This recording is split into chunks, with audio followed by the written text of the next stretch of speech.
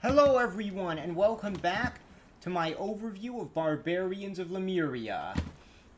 Now, last time we basically did an overview, well, introduction I would say, of the sword and sorcery genre as a whole. And this time, well, the sword and sorcery genre was basically chapter 1 of the general Barbarians of the Barbarians of Lemuria book itself. So, now let's move on to Chapter 2, which is creating a hero. And yes, I do intend to go through all the chapters, basically. So anyway, Barbarians of Lemuria, Chapter 2, is the character creation chapter. Not basically, it just is the character creation chapter. Now, Chapter 2 starts off with the heroic origin and concept, which is basically just a general explanation of characters, and you do want to have general ideas down of who you want to play as. Like, if you're playing as a sorcerer, it's going to be a bit different from playing as, say, Conan, especially when statting him out.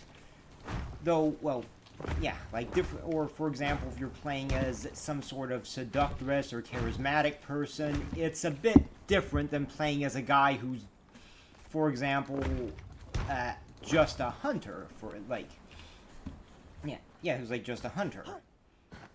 So, aside from that, now, when you have your concept and your idea of who you want to play as, the next step is getting your character's attributes in. Now, attributes could be seen as like basic stats or ability scores in Dungeons and Dragons. So attributes are basic stats or ability scores in Dungeons & Dragons, as good comparison. However, Barbarians of Lemuria uses a very simple system. And also, I would like to note that Barbarians of Lemuria itself is the basis for the Everyone system of role-playing games, or at least it was the first iteration of it. The Everyone system, and there also were spin-off games for Barbarians of Lemuria, like Heroes of Hellas and Honor and Intrigue. I will mention them when they are relevant. Can't remember if I went over that before, but still. Anyway, so Barbarians of Lemuria has 4 basic attributes. Not like the large amount that you'll find in D&D, but still a decent amount, and because of that, some of those attributes have a bit of, well, they represent multiple D&D attributes, to put it bluntly. So, the attributes themselves,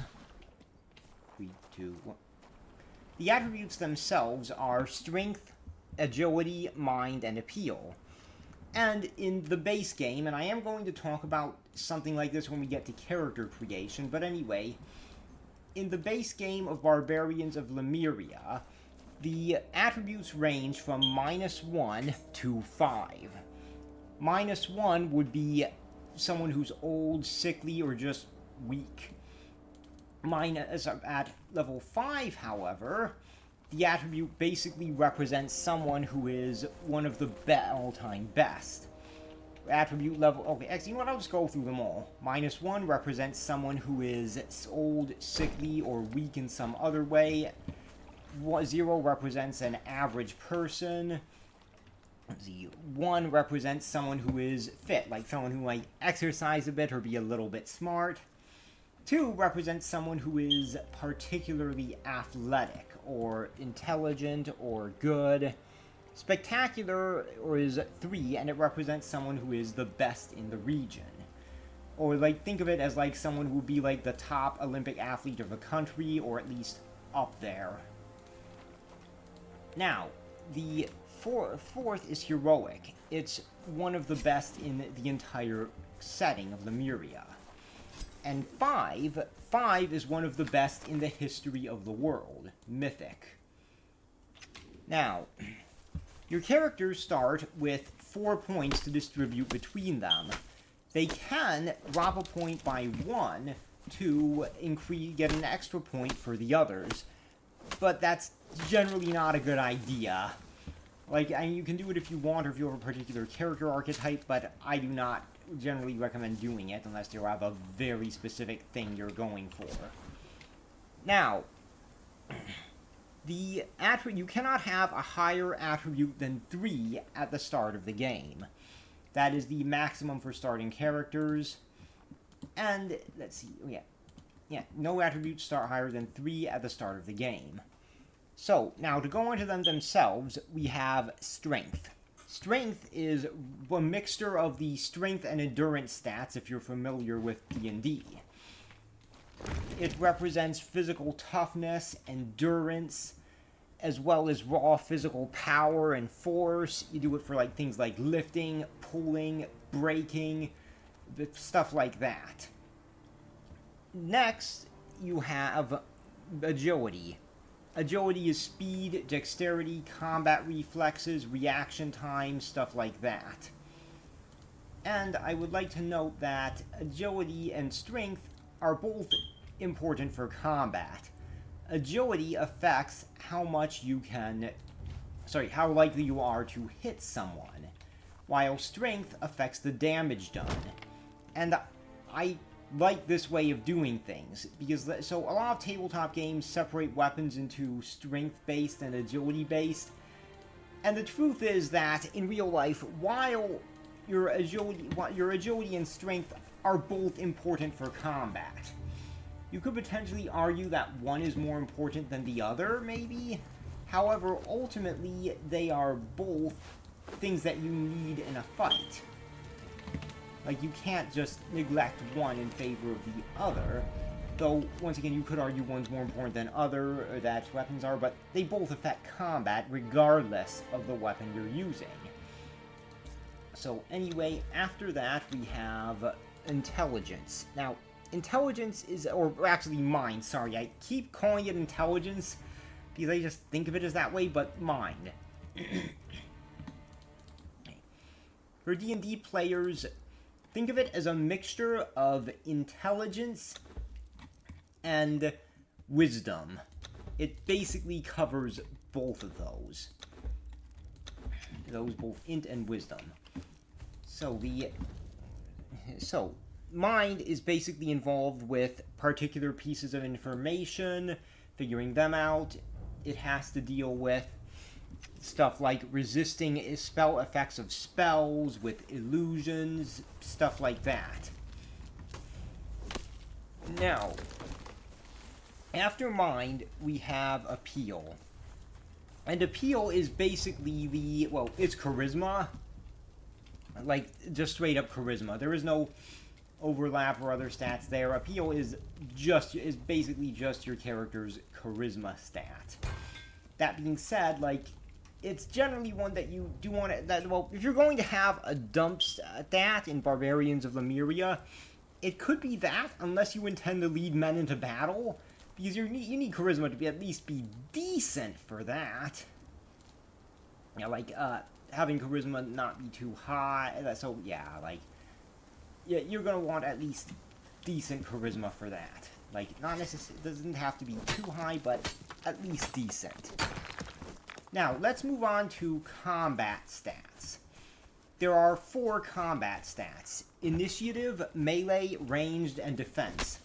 Now, I should like to note that I have the Mythic Edition. If you get Barbarians of Lemuria, you'll probably get the Mythic Plus Edition, which is basically Barbarians of Lemuria as Mythic Edition, except the French version, which had an update and then got translated into English. And the Mythic Plus Edition, it is technically better than the Mythic Edition, but it doesn't have that many changes. So, if you already have the Mythic Edition, I don't think I can recommend getting it. I don't think that the changes are worth it if you already have the Mythic Edition, but if you don't, then go ahead, get it. I see no reason not to, if you want to play the game. So, anyway, the Mythic Plus, so the Mythic Edition, so I have the Mythic Edition. The changes I determined weren't enough, but I bring it up because Barbarians of Lemuria's previous editions separated melee combat with melee unarmed combat. like, they had different stats for punching someone in the face and cutting them with a sword. Not everyone liked this change, and, well, look, it's easy enough to house rule, so if you want to house rule it, go ahead. I don't really see any reason to not just house rule it. If you really want to have melee and range, like fisticuffs and melee separate.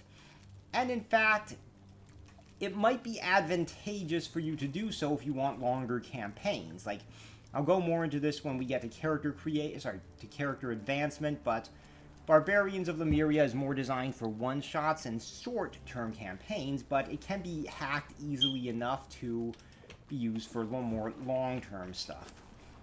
So, anyway, so initiative is how fast you act in combat. How you act, like, if you can act before the enemy or not. And I should like to note that NPCs don't really need the stat high. The player characters are the only ones who really roll for initiative, so to speak. The, like, NPCs don't really do it. So, the players roll for it, and then, well, I'll get to that when we get to NPCs, so let's move on. Next up, we have melee. Swords, clubs, knives, axes, spears. You want them? Yeah, use this skill. It's the big skill that'll you use for, like, punching or stabbing or general combat with someone up close. So, that's melee, and next we have ranged. Ranged, that's honestly, all this stuff should be decently obvious. Like, that's cool. Okay, anyway, ranged deals with, well, ranged weapons. Spears, when thrown, specifically. Alright, spears when thrown, crossbows, longbows, slings, daggers, javelins. Anything that you use from a distance is governed by this stat. Now, I would like to note as well that the final... so this is another stat that could potentially be good for a dump stat. I'm not saying you necessarily should use it as a dump stat, but if you really, really want to, like, you really want to have a dump stat or just want to build up melee or something else, ranged is a decent one if you have no intention whatsoever of fighting at a distance. Now, the final stat is defense. So, or at least the final combat stat is defense. Which is, well, exactly what it sounds like. It's your character's ability to avoid being hit. Which is important because, as the game puts it, this stat, like, if you can't get hurt, you can't get hit. That's right. If you can't get hurt... I don't know what's wrong with me today. Okay. If they can't hit you, then they can't hurt you. Simple as that. So, yeah, like, that's basic logic of it. Now, next up, I'm going to keep... So, next up, you have boons and flaws. Boons are basically various small sort of special abilities that characters can have. Like, they're... Like, I'll get more into them, but they're basically a bit like merits from Chronicles of Darkness. They're anything that isn't really covered in those other like the other things that I went through. Like, oh, that's a good spot. So, well, not anything. Like, if your character has an army, that is something else. But generally speaking, boons and flaws are things that are covered in other that are important, but are covered by, well, the boons and flaws. So, we'll get more into them later, but your character starts out with one boon. And the character can take more if they can have, like, up to 3 at the start of character creation if they take more flaws. Now, the first boon and flaw depends on... Sorry, yeah, the first boon and first flaw depend on what land you're from. Now, next up we have Lifeblood. So, once again, now, another thing I'd like to note is that I'm not going into every single one of the rules, because, like, I want you to get this game yourself, but this is a general overview. So, Lifeblood is your character's health. If your character loses enough lifeblood, they go unconscious and are at risk of death. You can... Now, one of the things I find interesting, and so your characters in Barbarians of Lemuria don't have a lot of lifeblood. In the base game stats, they're going to have somewhere from 9 to... Like, well, actually, I think 7 is the minimum lifeblood a player character can have. But they can have somewhere between 7 and... Ooh, right? They're going to have somewhere typically between 7 and 15 lifeblood, or no, 7 and 17 lifeblood. And all weapons in Barbarians of Lemuria, I'll go into this again, but just for example, all weapons do, or at least all melee weapons, do strength plus lifeblood damage. Without armor, a character is going to go down if they're hit a few times. But recovery is actually really fast. You recover half of your lost lifeblood about 15 minutes after a combat ends. Because this lifeblood that you lost in that instance represents smaller damage from like cuts and scrapes, as well as tiredness that's recovered really fast after a fight. From there, if you only have light activity, you recover 1 lifeblood per day. And if there's a doctor or an alchemist, that can increase the lifeblood that you heal.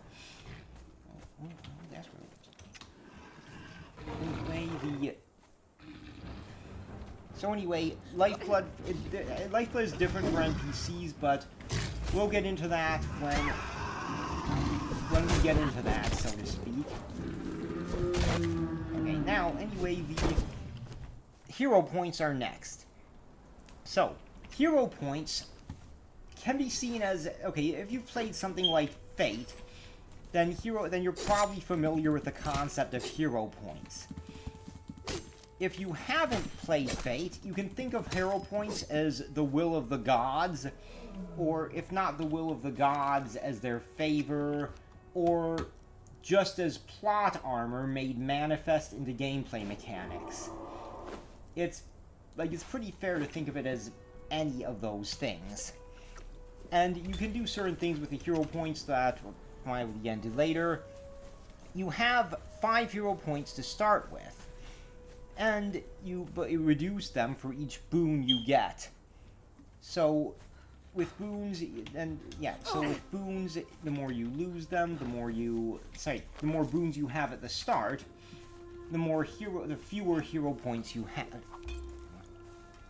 The more boons you have at the start of the game, the fewer hero points you have.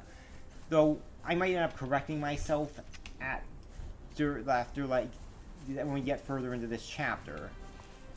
Anyway, I'll skim over the next point, because this is Heroic Beginnings. So, Heroic Beginnings is basic... So the next point is Regional Traits. The regional traits are basically where your character comes from. And Barbarians of Lemuria has a list of places your character can come from in their setting, which I won't get into. But it's easy enough to make this list for, say, the Hyborian Age. Or, if not that, then any other setting you have, because it's really just a description of the land and some relevant boons and flaws. So... Oh, wait, here it is. Okay. You select your first boon from your birthplace, and you can choose that birthplace... And when you get that birthplace, you can then choose a flaw for an extra boon. You can also sacrifice a hero point instead of that flaw. So basically, it isn't so much that you have to lose a hero point with each flaw. All you get, it's more like you can choose between losing a hero point and gaining a flaw. Flaws can later on be bought off with experience. But basically, so the second boon can come from your region, or it can come from your career. or one of your careers. I'll get into those a bit more. Your third boon can be taken from any boon. But once again, like before, it must come, like your second, it must come with a flaw, which can be any flaw rather than just your birthplace in this case. Or you permanently reduce your hero points by 1.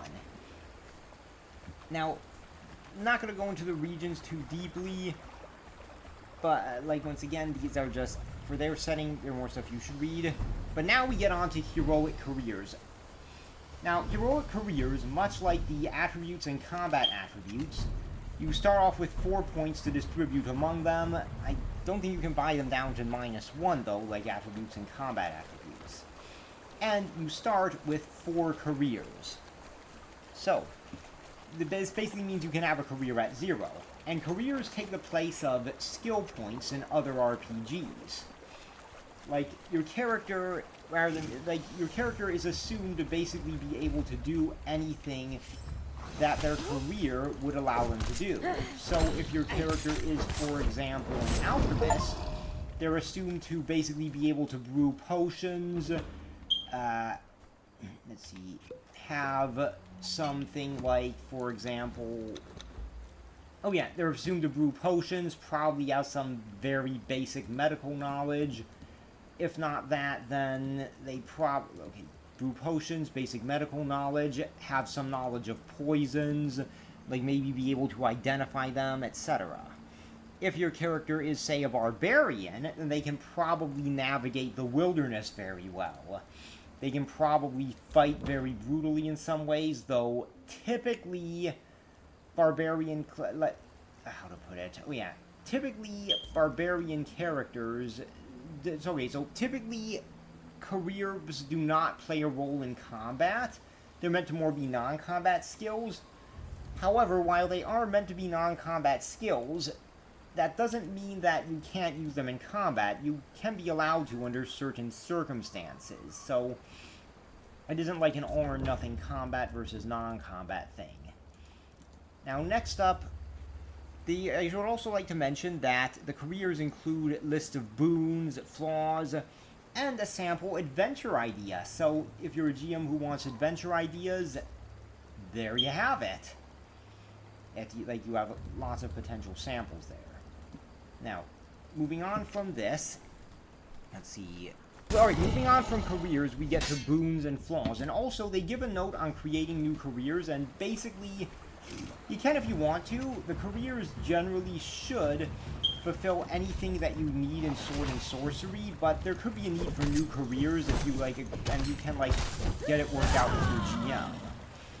Now, I personally would like to note that I do tend to have for my mind, well, I would like to house rule in a career called Cavalry, which is basically a sort of guy who, well, it's a guy who fights on horseback.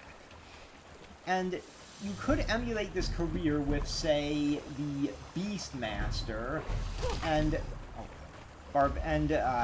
soldier career, or for, say, Steppe Nomad Cavalry, maybe the Barbarian career. But the thing is, the Beastmaster career basically implies your character is good at interacting with any animal, rather than just one particular animal. Because, sure, you could potentially have a knight or a samurai who's really good with interacting with multiple animals, but their training as a knight or a samurai really generally only teaches them to interact with their mounts. Though, once again, this would vary based on time and era, but basically, you don't have to be good at interacting with all animals to be good at fighting on horseback or some other animal. Now, next up, we get to boons and flaws.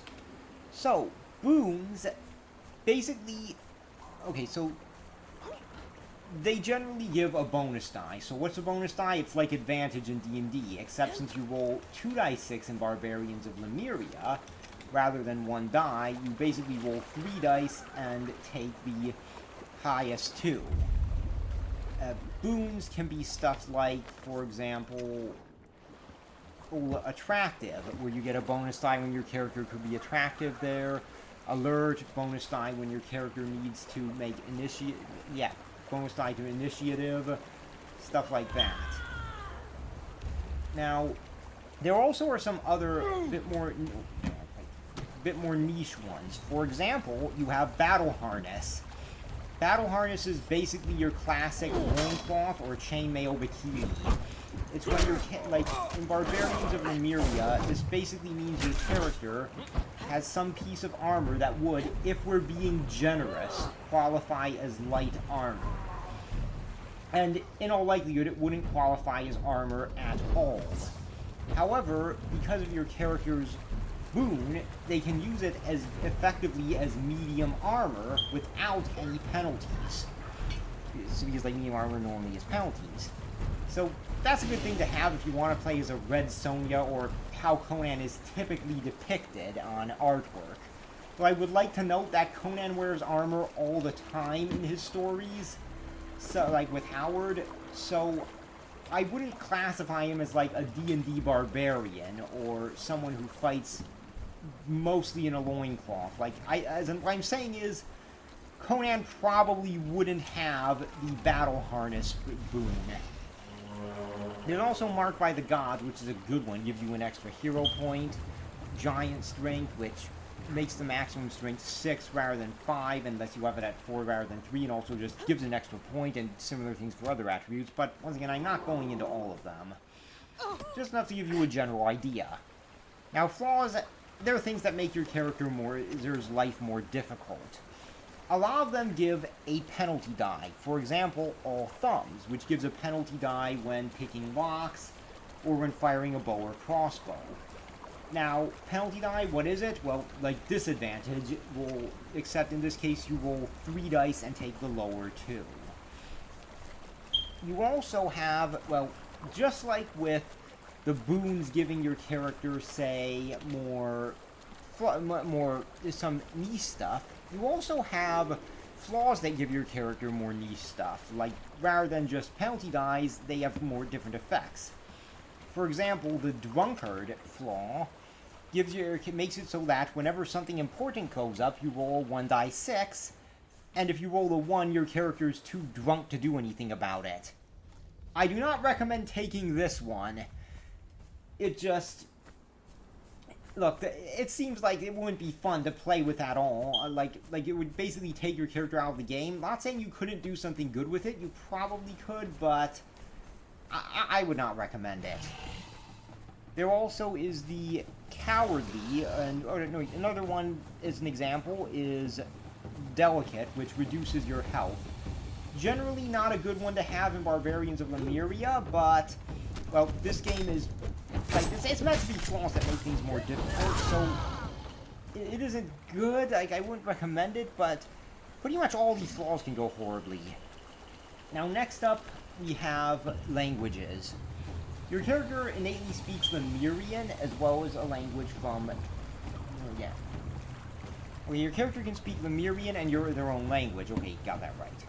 So, now, that's for their setting. You might want to change this to another setting if you, for example, have a language that's just called the Common Tongue, or if there's some big trade language, or just make it so that your character starts knowing 2 different languages if there isn't something like a Common Tongue. You also get additional languages for your mind attribute, and any careers you have that would potentially give you more languages. Like, so, yeah, you learn more languages with your mind attribute going up. And characters can they also have a rule for reading text that are in unknown languages, which I'm not going down there to deal with those spiders. Anyway, which I like because there's actually a scene in Conan, actually like the Conan stories where Conan has to read an unknown language. Okay. Anyway, so, also understanding strange languages. Now we get to weaponry. Yeah, that's part of the character creation chapter. Probably gives us how important it is for this. Anyway, so, in Barbarians of Lemuria, your character can have whatever weapons they want, for at least whatever basic equipment they want. Not just things like weapons and armor, but also, how to put it? Oh yeah, but also things like a house, a castle, a ship, like... Let me put it to you this way. if your character is a thief, give them a dagger, a shawl, stuff like that. If your character is a knight, give them a suit of plate armor and a mount to ride on. Or rather, a suit of heavy armor, a mount, and a lance and a sword. If your character is a noble, they can go ahead and have a villa in an important city. And on top of that villa, they can have their own private ship if they want.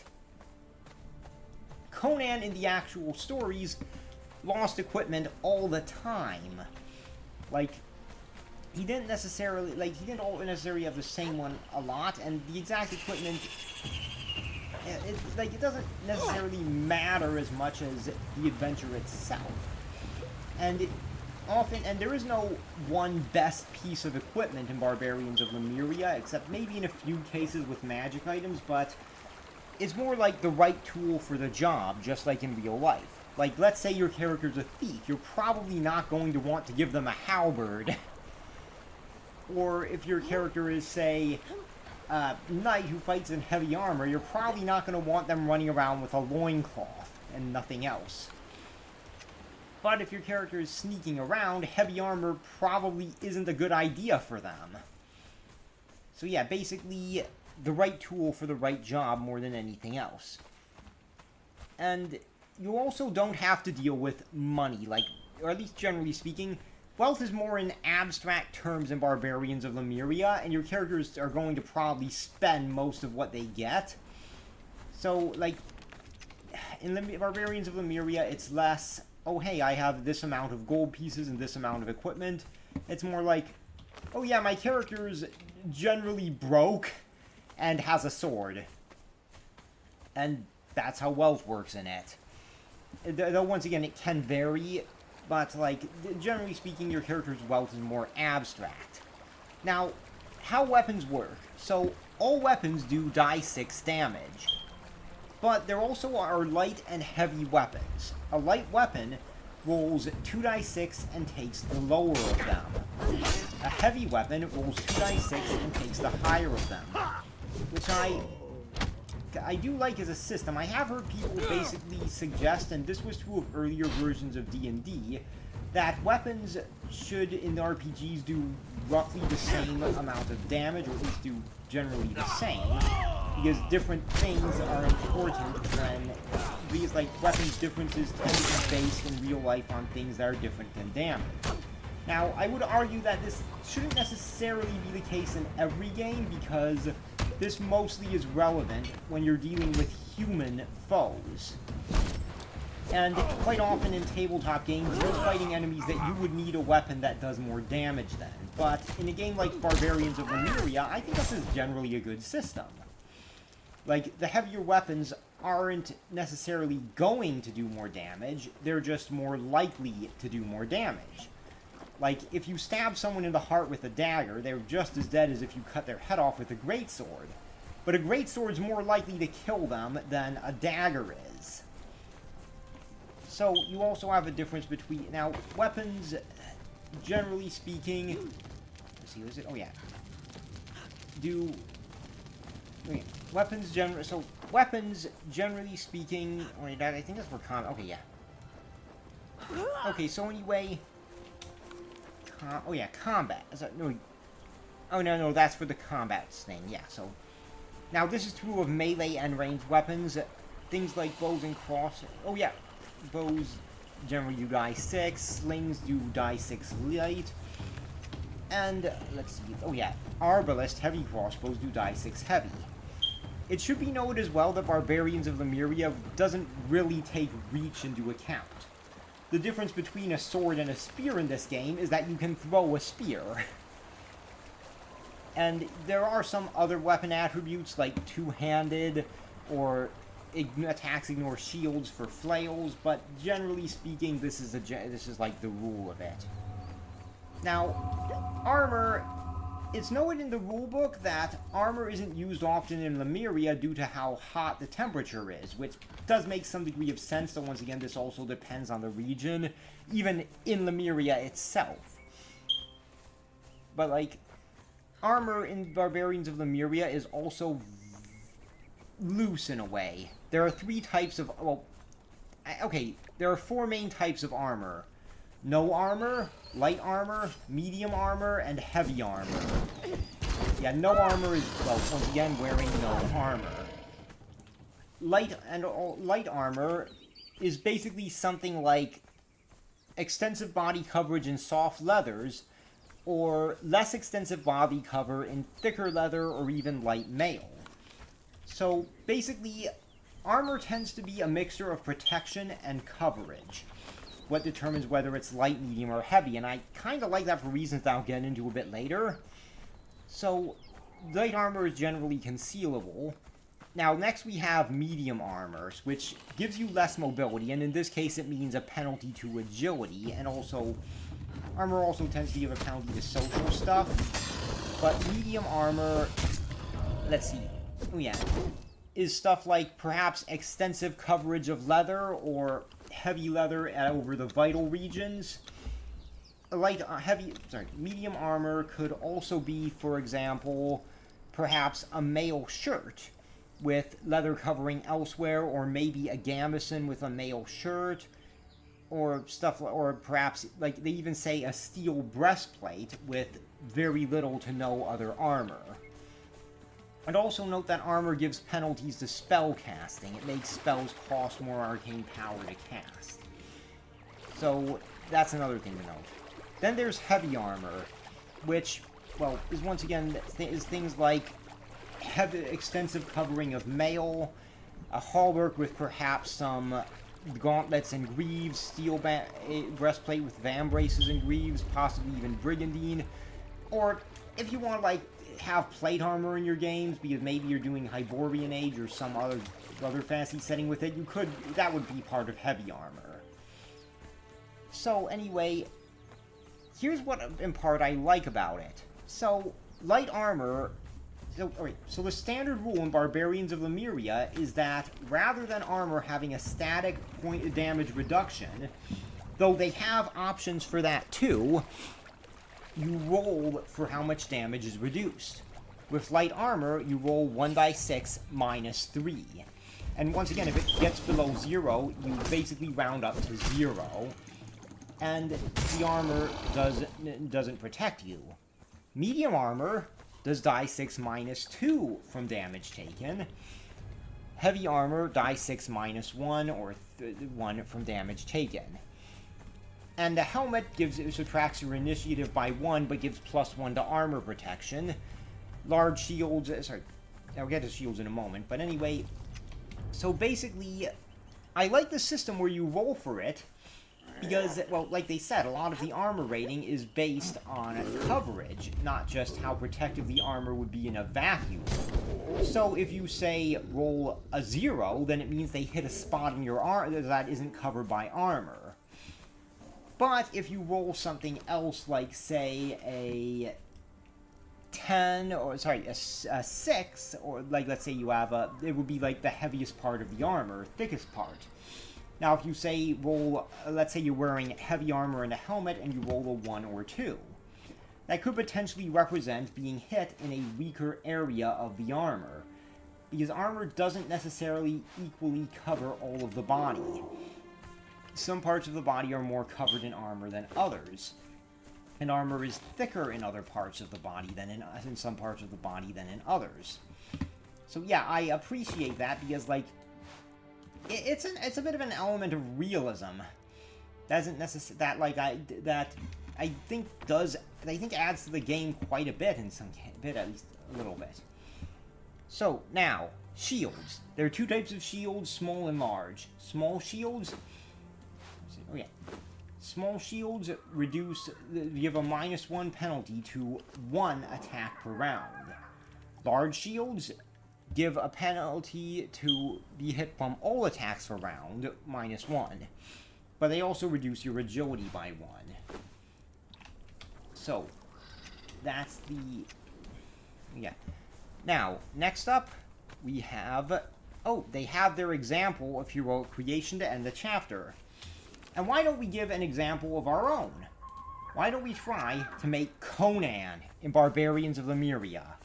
And try is the opportune word here. Because while Barbarians of Lemuria is based on sword and sorcery characters like Conan, Conan is not a Barbarians of Lemuria character. Statting him out in Barbarians of Lemuria is basically trying to figure out what level of ranger Aragorn is in D&D. You're not really gonna do it. So, however, we cannot, and look, if we're being honest, Conan in The Frost Giant's Daughter, which is the story that takes place canonically the earliest in all of Conan's adventures, Conan there was, to put it in simple terms, far more powerful than any starting Barbarians of Lemuria character. Like, his stats would be way higher than it. Yeah, his stats would be way higher than any starting Barbarians of Lemuria character. But let's try. Let's do our best. So, let's start out with the strength between the four attributes. Strength, agility, mind, and appeal. So, I think Conan would actually, if he had to start at the same level of a normal Barbarians of Lemuria character, I think he'd start with 1 point in each. The reason being, well, first off, Conan is attractive, very charismatic as well, so he wouldn't have a 0 in charisma at the start. He is definitely strong, not a 0 in strength. He's also very agile, consistently described as moving like a panther. And he's smart, like Conan is not stupid. And he particularly gets good at learning languages. But that's a while down the line in his adventures, but still, he would start with 1 point in mind. Now, between combat, we have initiative, melee, ranged, and defense. So, I actually think in this case, Conan would put 2 points into melee, 1 into initiative, 0 into ranged, and 1 into defense. Conan, the reason being, well, first off, Conan is good at defending himself. He does get hit a lot, but that's mostly because of the opponents he's up against rather than any flaws on his part as a warrior. Conan also is definitely good at striking hard and fast. And Conan is not bad at using ranged weapons. He is perfectly capable and good at using a bow, for example. That being said, Conan doesn't use ranged weapons anywhere near as often as he uses melee weapons. So I think Conan would start out with more points in melee than ranged, and he'd use experience points to get more ranged weapons. Sorry, more points in ranged. Now, next up is careers. Oh, and also I'm going to, like... Okay, actually, you know, I'm going to give you the interest. Okay, so anyway, careers. So, first off, Conan would have the Barbarian career. That's kind of his whole thing. And he'd definitely have it at 2 points, because, like, come on, he's Conan the Barbarian. Now, but what about the other careers? Well, that's where things get a bit tricky. I'm gonna have to stretch things a little bit. So, in terms of other careers, Conan would have... I definitely would... Okay. He probably wouldn't have any, if we're being honest, at this point, aside from Barbarian. But let's see how far we can stretch this. So, Conan's father, in the, like, backstory, was... Well, Conan's father was a blacksmith. He mentions this in Hour of the Dragon. So, let's give him the artisan career. Or, actually, I think blacksmith is its own career. Okay, yeah, let's give Conan the blacksmith career, but at 0 points. 0 because he never really uses it in the stories. So, let's assume that he doesn't really need it at any high level. Now, in The Frost Giant's Daughter, Conan is fighting as, among the Nordheimer, basically acting sort of like a mercenary if you, like, stretch things hard enough. But let's say that he is... But let's say give Conan a point in the mercenary career, and he will be a mercenary as well later in life again, so not too much of a stretch to give it to him now. So, and for the final career, let's give him Hunter, because that would give him some wilderness navigation skills, and he probably had to hunt a few times as a barbarian. Now, languages. So, Alright, as of the Frost Giant's daughter, Conan definitely knows Sumerian. There isn't really a universal language in Howard's work. Conan's just really good at learning multiple languages, due to all his travels and such, and he gets better at time. But since Samaria is nearby Aquilonia, let's say he also knows Aquilonian, and let's give him Nordheimer as well, because he's fighting alongside the Nordheimer and the Frost Giant's daughter, and he talks to them just fine. So presumably he learned their language. Or he already knew it, perhaps because he's lived close to them. Now, boons and flaws. So, I definitely think Conan, as a character, would have a full set of boons and flaws. So, for flaws, let's see, I'll go through them first, I'll go through flaws first, just for, like, the sake of it. So, in terms of flaws, Conan would definitely have distrust of sorcery. Or distrust of magic, though... Yeah, distrust of sorcery is what it's called. Now, that being said, I don't really think that's much of a flaw, considering how magic is generally evil in Howard's work and in Sword and Sorcery in general. So distrusting sorcery is actually probably a pretty good thing to have, but it counts as a flaw here. Now, I would also give Conan the lustful trait. Like, or rather lustful flaw. Conan, he very much is vulnerable to the charms of women. Now, he isn't going to trust a woman that he knows is untrustworthy, but he can be seduced, and he can make stupid decisions because of it. In fact, like in Rogues in the House, and... What was that? And... it was not Red Nails, no, Rogues in the House and Veil of the Lost Women are two pretty good examples of Conan doing stuff that he comes to regret, though a bit less on the latter one, in part out of lust. So I think that's definitely fitting. Now, in terms of boons, let's see. So, I think Conan would definitely have giant strength. So, the reason being, well, look, he's Conan. He's really strong. He's, like, do I really need to explain that?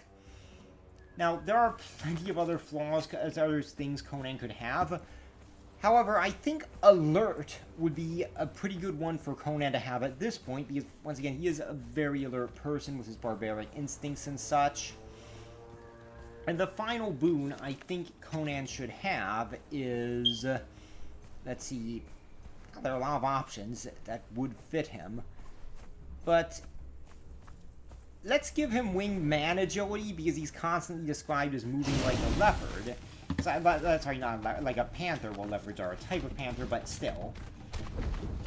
So let's give him wingman agility, or if you would rather, you could potentially give him savate to increase his intelligence, or attractive, because, well, he is attractive.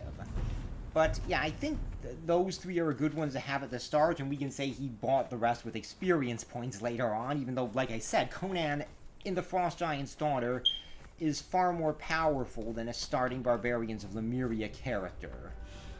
Like, he's already, like, he isn't as experienced and strong as he'd be later in life, but, well, if Conan's campaign is a Barbarians of Lemuria campaign, they're definitely playing with optional rules to make it to get a longer campaign with more room for leveling up, or just doing that so they can have a higher level of play, I suppose.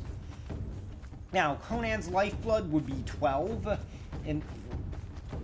Yeah, no, it would be 12. He wouldn't have any arcane power because he's not a magician. And finally, weapons and armor.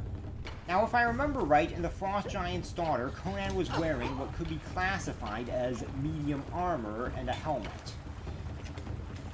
And, yeah, Conan was wearing medium armor and a helmet. Though, yeah, medium armor and a helmet.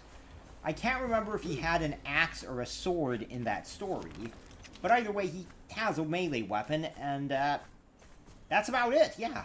So, there you have it. You can now play as Conan in Barbarians of Lemuria. or at least a weaker version of Conan. And that was Chapter 2. Next time we're going to go over some general rules of the game. Thank you all for watching. Thank you for watching, everyone, and remember to like, comment, and subscribe.